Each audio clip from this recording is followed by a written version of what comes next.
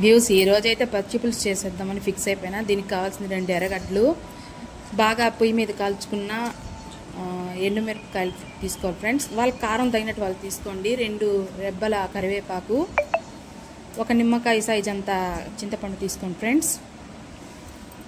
అదేవిధంగా కల్లులుప్పు తీసుకోండి, బాగుంటుంది. ఒక గిన్నె దీన్ని చింతపండుని గిన్నెలో నీళ్ళు పోసుకొని బాగా నానబెట్టుకున్నాను ఫ్రెండ్స్. మనమైతే రోజు ఏం పులుసు చేయాలనేసి కొంచెం సతమతమవుతూ ఉంటాము. అలాంటప్పుడు ఇది చేసుకోండి. కొత్తగా చేసే వాళ్ళు కూడా దీన్ని నేర్చుకోండి ఫ్రెండ్స్. ఇది ఈజీయే. చూడండి, ఒక గిన్నె తీసుకున్న దాంట్లో సన్నగా తరుక్కున్న ఎర్రగడ్డలు వేసుకోండి. అదేవిధంగా మనం కాల్చి పెట్టుకున్న మిరపకాయలు కూడా వేసుకునండి. కారం ఎవరెవరు కారం తగినట్టు వాళ్ళు వేసుకోవచ్చు.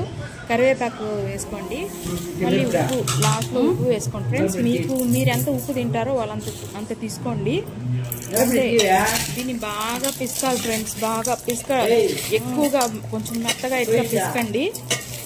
బాగా జ్యూసీగా అయిపోవాలి. అది అనేది చూడండి, ఈ మారిగా జ్యూసీగా అయిపోవాలి. అయిపోయాక చింతపండు రసం నానబెట్టుకున్నాం కదా ఫ్రెండ్స్, దాన్ని బాగా కలుపుకొని పోసుకునేయండి.